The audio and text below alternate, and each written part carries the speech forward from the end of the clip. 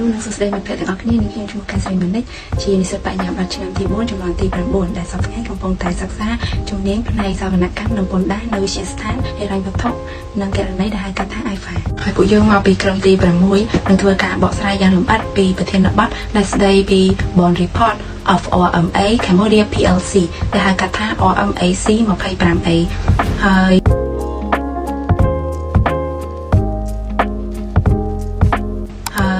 នៅក្នុងនោះមុននឹងចូលទៅដល់ការបកស្រាយយ៉ាងលម្អិតពីប្រធានបទមួយនេះយើងក៏បីមកស្គាល់ពីប្រវត្តិទូទៅរបស់ក្រុមហ៊ុន RMA Cambodia PLC ជាមុនសិនដែលក្រុមហ៊ុននេះគេហៅកាត់ថា RMAC ជាប្រភេទក្រុមហ៊ុនមួយដែលធំហើយបង្កើតនៅប្រទេសកម្ពុជានៅក្នុងឆ្នាំ1992ហើយវាក៏ជាផ្នែកមួយនៃក្រុមហ៊ុនដែលមានឈ្មោះថា RMA Group ដែលមានមូលដ្ឋានស្ថិតនៅប្រទេសថៃហើយនៅក្រោមការគ្រប់គ្រងរបស់លោក Kevin Wycliffe និងលោកនាយកប្រធានប្រតិបត្តិដែលមានឈ្មោះថាងសាំងហើយក្រុមហ៊ុន RMA ក៏បានបកពង្រីកនៅសក្តានុពលរបស់ខ្លួននៅក្នុងប្រទេសដែលកំពុងអភិវឌ្ឍដូចជាប្រទេសកម្ពុជាយើងសប្តាហ៍ថ្ងៃនេះផងដែរហើយ RMAC ក៏បានពង្រីកខ្លួនចូលទៅក្នុងឧស្សាហកម្មធំមួយចំនួនដើម្បីគ្រប់គ្រងការរីកចម្រើនរបស់ប្រទេសកម្ពុជាដូចជាគ្រឿងរថយន្តគ្រឿងបរិក្ខារធនធ្ងន់វិស្វកម្មនិងសេវាកម្មអាហារតូចជាមួយនឹងការនាំចូលរថយន្តរបស់ RMAC គឺតែងតែនាំនៅប្រភេទម៉ាកល្បីៗដូចជា Ford, Jaguar Land Rover, Changan និងមួយទៀតគេហៅថា Piaggio ដែលច្រើនជាពពួក Vespa ជាដើមហើយបើតទៅជាមួយនឹងបរិក្ខារធនធ្ងន់វិញគឺក្រុមហ៊ុនផ្ដោតទៅលើការគ្រប់គ្រងនៅគ្រឿងចក្រសំខាន់ៗទៅដល់ម៉ាកល្បីៗដូចជា John Deere, JCB និង JLG ដែលភាគច្រើនគេប្រើសម្រាប់ទៅក្នុងវិស័យកសិកម្មនិងវិស័យសំណង់ជាដើមណែកទៅជាមួយនឹងវិស័យអាហារគឺក្រុមហ៊ុន RMAC ក៏បាននាំចូលផ្ដាច់មុខនៅពពួកអាហារដែលល្បីៗមកចូលប្រទេសកម្ពុជាដូចជា The Pizza Company, Swenson, Dairy Queen និង Krispy Kreme ដែលយើងតែងតែឃើញស្រាប់ហើយនឹងក្រៅពីនេះទៅទៀតក៏មានផ្គត់ផ្គង់នៅប្រភេទសេវាកម្មទៅលើផ្នែកវិស័យ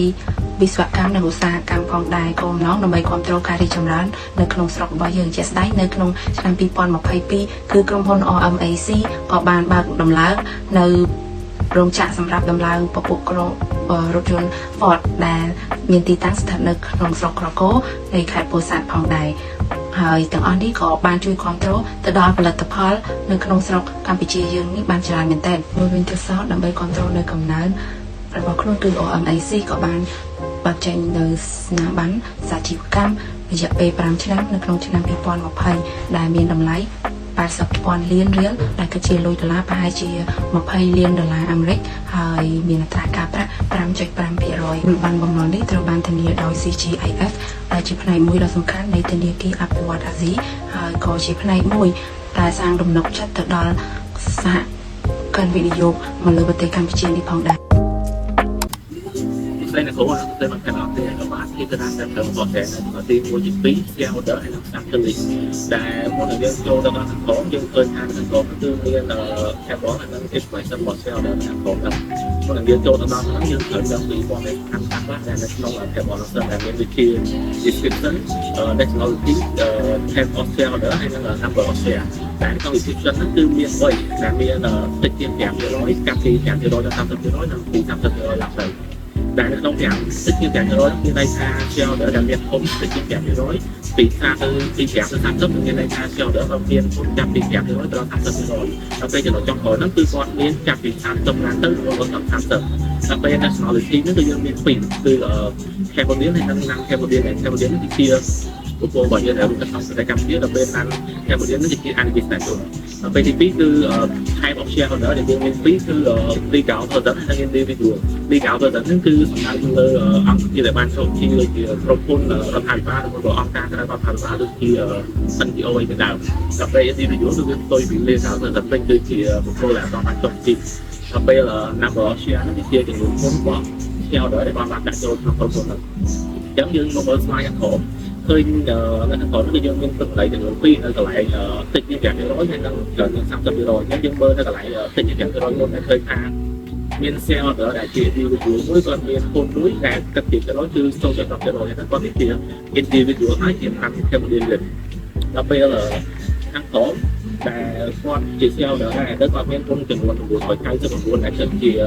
100គឺ99.90គាត់គឺជាខាងកម្ពុជាដែរតែជា legal គាត់ខុសពី individual ដែលគេថា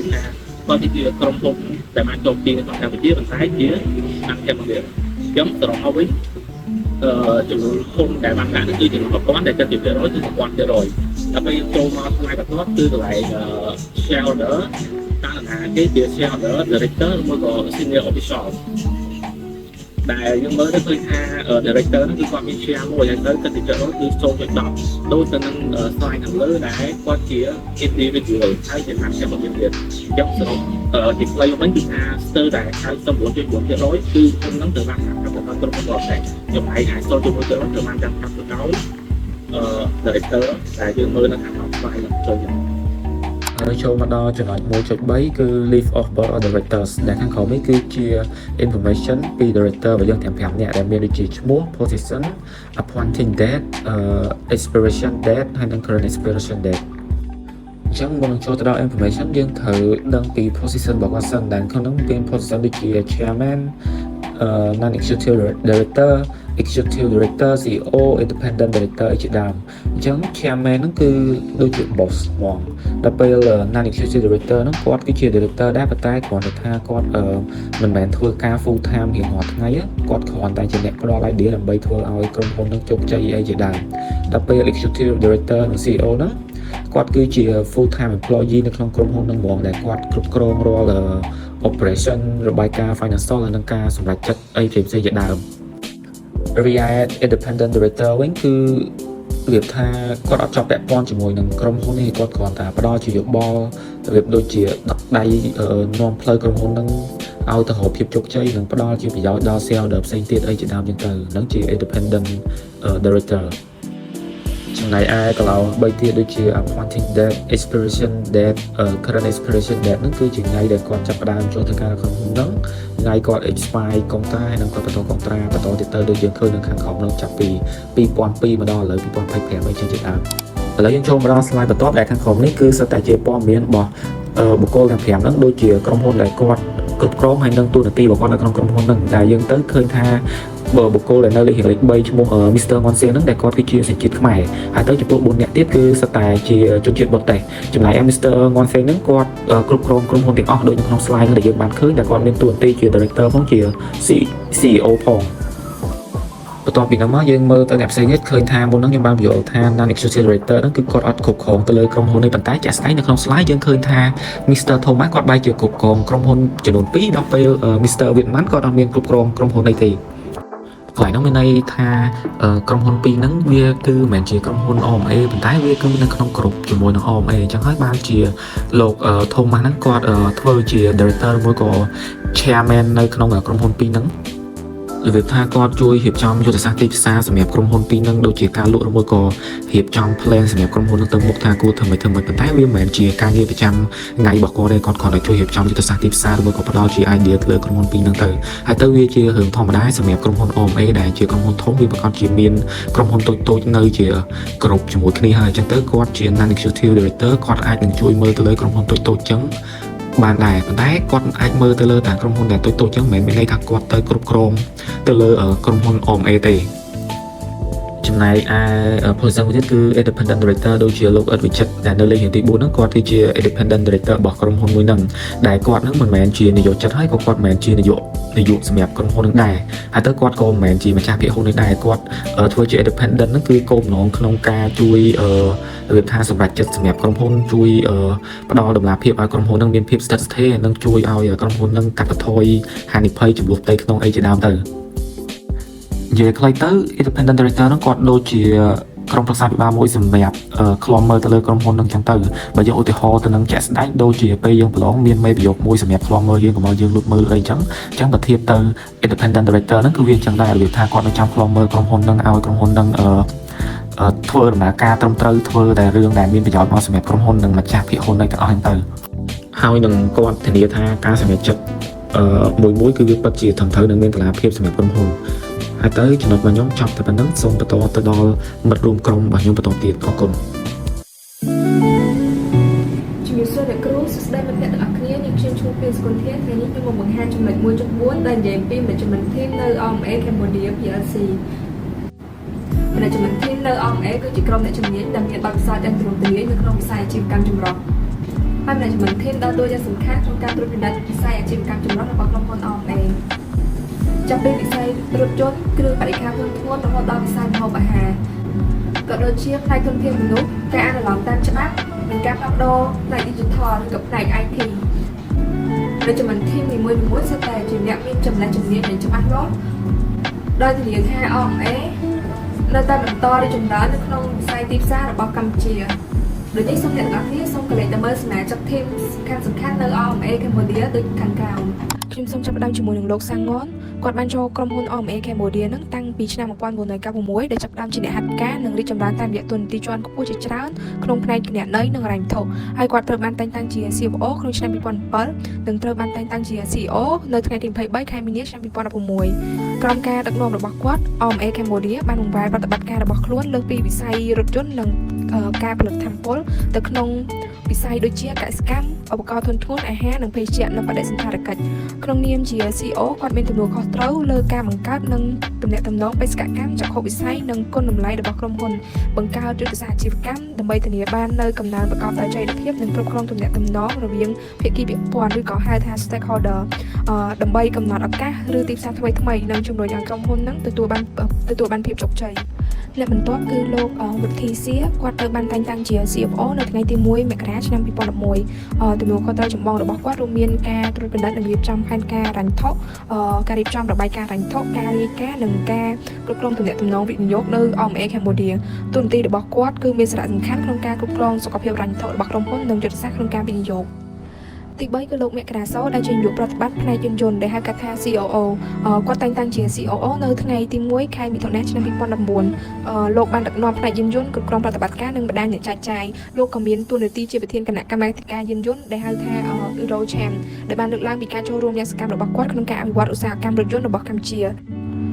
ទី4គឺលោកតារាសេងជាអ្នកគ្រប់គ្រងទូទៅផ្នែកបរិក្ខារធុនធ្ងន់នៅក្រុមហ៊ុន OMA Cambodia PLC នឹងត្រូវបានតែងតាំងជា General Manager នៅថ្ងៃទី15ខែតុលាឆ្នាំ2020លោកតារាសេងគាត់មានទំនួលខុសត្រូវទៅលើការត្រួតពិនិត្យផ្នែកលក់សេវាកម្មក្រោយការលក់និងការគ្រប់គ្រងចែកចាយគ្រឿងបរិក្ខារជារួមលោកតារាសេងដើរតួយ៉ាងសំខាន់ក្នុងការពង្រីកវត្តមានរបស់ក្រុមហ៊ុននៅក្នុងទីផ្សារសម្រាប់វិស័យសំណង់គ្រឿងយន្តកសិកម្មនិងការកែលម្អគុណភាពសេវាកម្មនិងជំរុញកំណើនអាជីវកម្មនៅក្នុងវិស័យឯកទេសនេះManagement ទី5គឺលោកស្រីសុភិបឆាន់ជាអ្នកគ្រប់គ្រងទូទៅផ្នែកសេវាកម្មម្ហូបអាហារលោកស្រីត្រូវបានតែងតាំងនៅថ្ងៃទី12ខែមីនាឆ្នាំ2022មកម្លេះលោកស្រីសុភិបឆាន់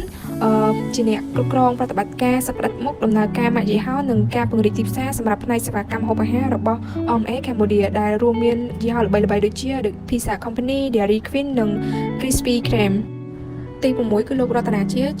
Management ផ្នែកធនធានមនុស្សលោកត្រូវបានតែងតាំងនៅថ្ងៃទី1ខែសីហាឆ្នាំ2018លោករតនាជាទទួលខុសត្រូវលើការអភិវឌ្ឍអង្គភាពនិងគោលនយោបាយធនធានមនុស្សការដឹកនាំរបស់គាត់ធានាថា OMA Cambodia នឹង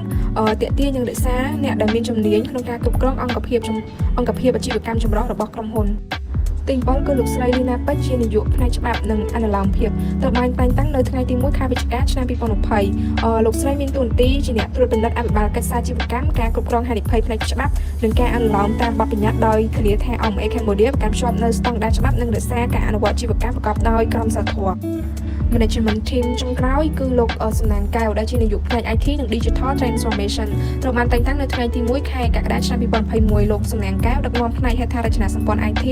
សន្តិសុខតាមអ៊ីនធឺណិតនិងផ្ដួចផ្ដើមកំណត់ច្នៃប្រឌិត Digital ដែលជំរុញការផ្លាស់ប្ដូរ Digital និងវិវឌ្ឍនភាពបច្ចេកវិទ្យារបស់ OMA Cambodia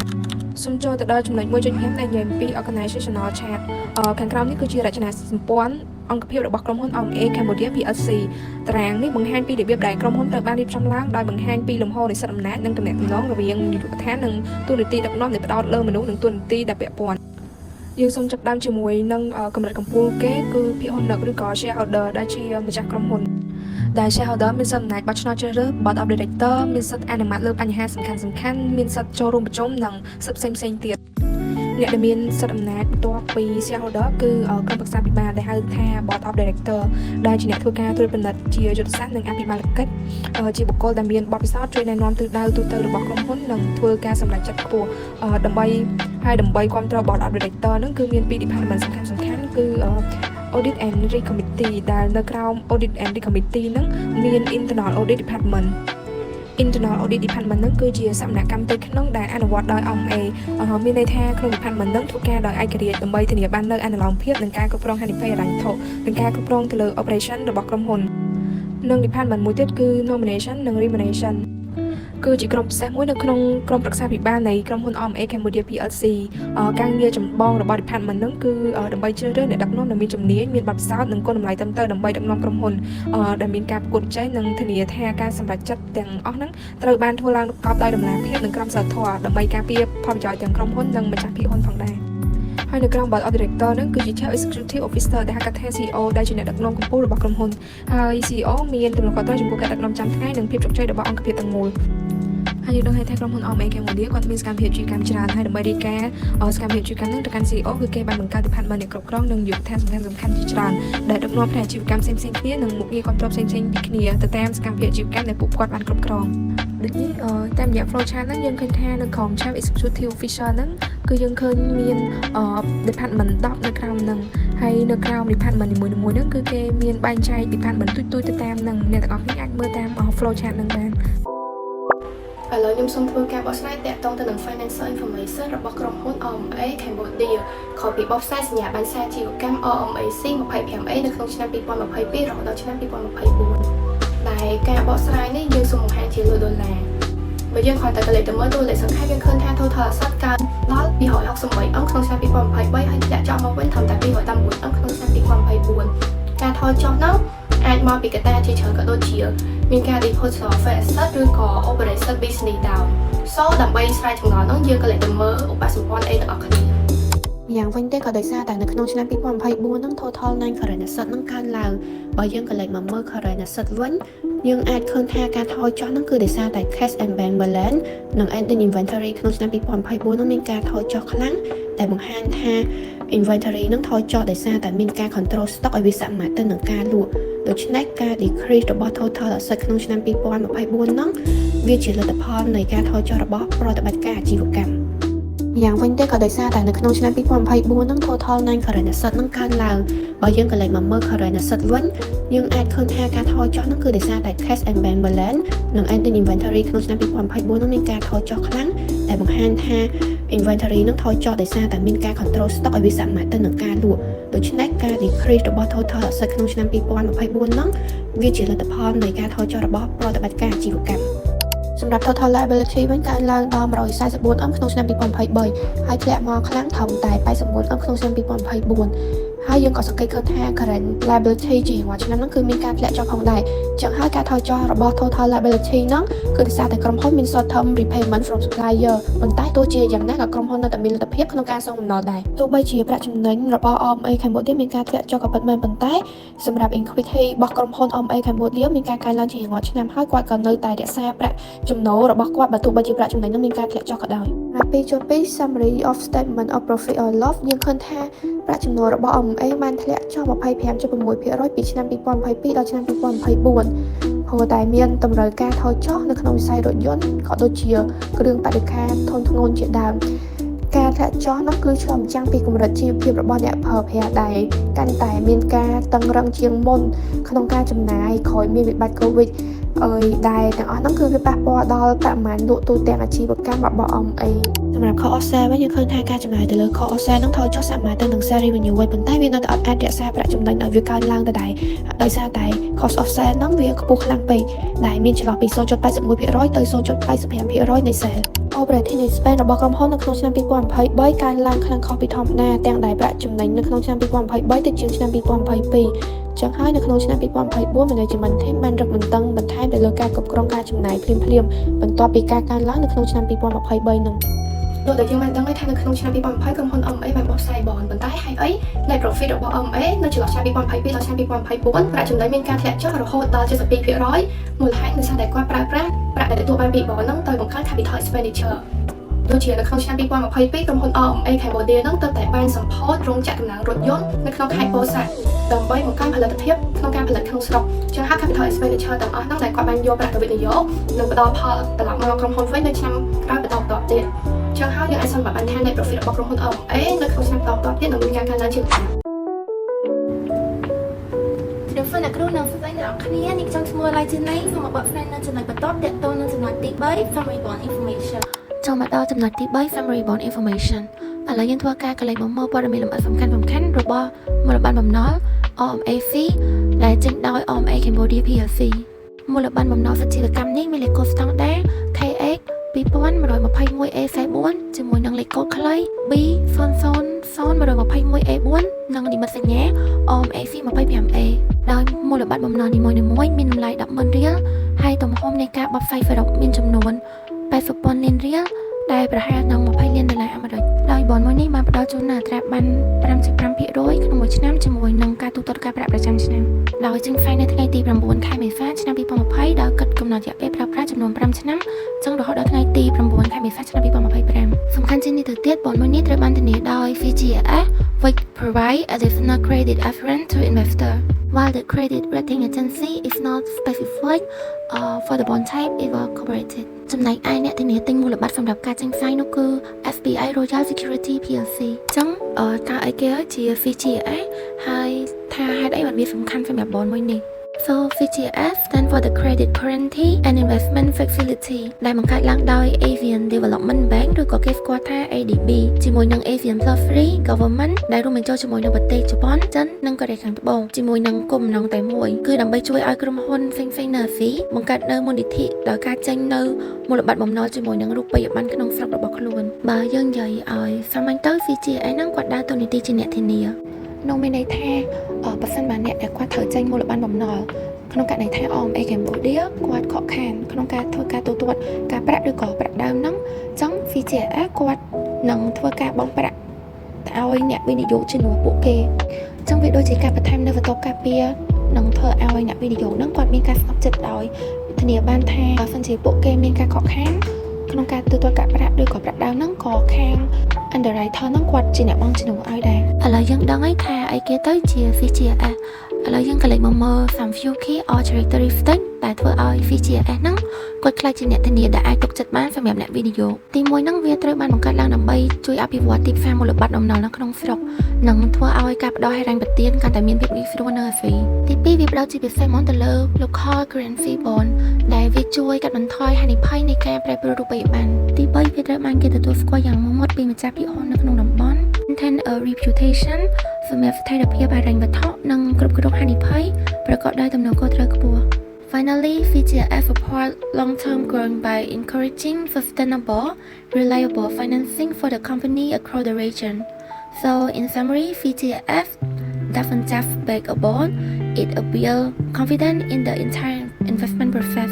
ចង់ថនចំណុចនេះនិយាយអំពីកូប៉ុង payment សម្រាប់រយៈពេល3ឆ្នាំចុងក្រោយដោយខ្ញុំនឹងលើកយកឆ្នាំ 2022 2023 និង 2024 យើងមកនិយាយដោយរូបមន្តសម្រាប់គណនាផងដែរស្មើនឹងអត្រាការប្រាក់គុណឲ្យ principal payment ដោយ principal payment របស់យើងគឺមានចំនួន 80,000 លានរៀលអញ្ចឹងយើងយក 80,000 លានរៀលគុណឲ្យនឹងអត្រាការប្រាក់ 5.5% នៅក្នុងមួយឆ្នាំដោយអត្រាការប្រាក់ 5.5% នៅក្នុងមួយឆ្នាំអញ្ចឹង OMAC គាត់ត្រូវបង់ចំនួន 4.4,000 លានរៀលនៅក្នុងមួយឆ្នាំអញ្ចឹងអីដែលសំខាន់ក្នុងចំណុចនេះគឺស្ថិរភាពសូម្បីតែក្នុងឆ្នាំដែលប្រាក់ចំណេញមានការធ្លាក់ចុះក៏ដោយក៏ក្រុមហ៊ុនគាត់មានលទ្ធភាពក្នុងការបង់បនរបស់ខ្លួនឯងដែរអញ្ចឹងវាក៏សបង្ហាញឃើញពីស្ថិរភាពហិរញ្ញវត្ថុរបស់ក្រុមហ៊ុន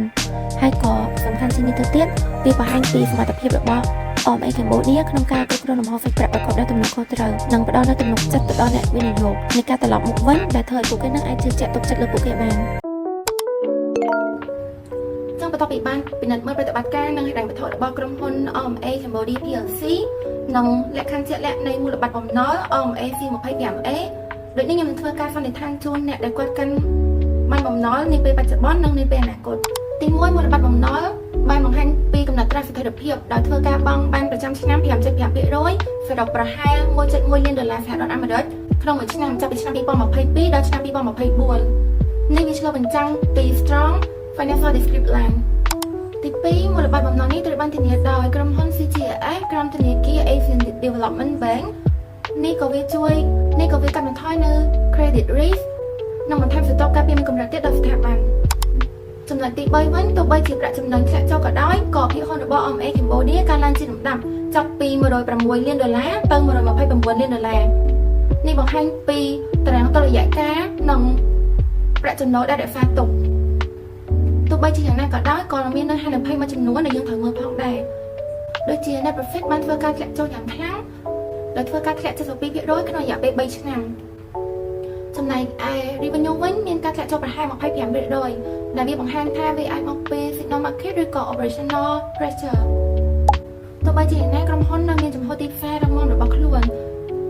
ដោយយើងបានឃើញថា OMA Cambodia PLC បានពង្រឹងសមត្ថភាពរបស់ខ្លួនដោយបានពង្រឹងសមត្ថភាពផលិតកម្មនៅក្នុងស្រុកយ៉ាងខ្លាំងនៅក្នុងខេត្តពោធិ៍សាត់តាមរយៈការវិនិយោគទៅលើរោងចក្រដំឡើងរថយន្តនិងពង្រីកខ្សែសង្វាក់ផលិតកម្មរបស់ខ្លួនដោយការវិនិយោគនេះមានដំណើរការទៅយ៉ាងរលូនដោយការវិនិយោគនេះធ្វើឲ្យប្រសើរឡើងនៅការផលិតពី complete knockdown ទៅ incomplete knockdown ដែលអនុញ្ញាតឲ្យផលិតរថយន្តរហូតបានទៅដល់ 10,000 គ្រឿងនៅក្នុងរយៈពេល1ឆ្នាំដោយសារតែការបង្កើតរោងចក្រអញ្ចឹងយើងបានយកលុយទៅចាយទៅលើ capital expenditure ចឹងយើងអាចធ្វើការពិចារណាបានថាចឹងនៅពេលដែលមាន bond ផ្សេងទៀតយើងគួរតែ recommend ឲ្យមានការវិនិយោគដោយសារថាក្រុមហ៊ុននៅពេលអនាគតអាចនឹងមានប្រាក់ចំណូលកើនឡើងជាងនៅពេលបច្ចុប្បន្នទៀតចឹងធ្វើការសរុបសេចក្តីមកវិញមូលបត្របំណុល OMA C25A នៅតែជាការវិនិយោគដែលមានហានិភ័យមធ្យមប្រាក់ចំណូលថេរដែលផ្ដល់នូវផលចំណេញមានស្ថិរភាពអ្នកធានារឹងមាំនិងលំហូរសាច់ប្រាក់ជាប់លាប់ចឹងការធ្វើបទបង្ហាញនេះទៅបានបញ្ចប់ហើយជាចុងក្រោយខ្ញុំសូមអរគុណទៅដល់អ្នកគ្នាដែលបានចំណាយពេលស្ដាប់នៅបទបង្ហាញមួយនេះតាំងពីដើមរហូតដល់ចប់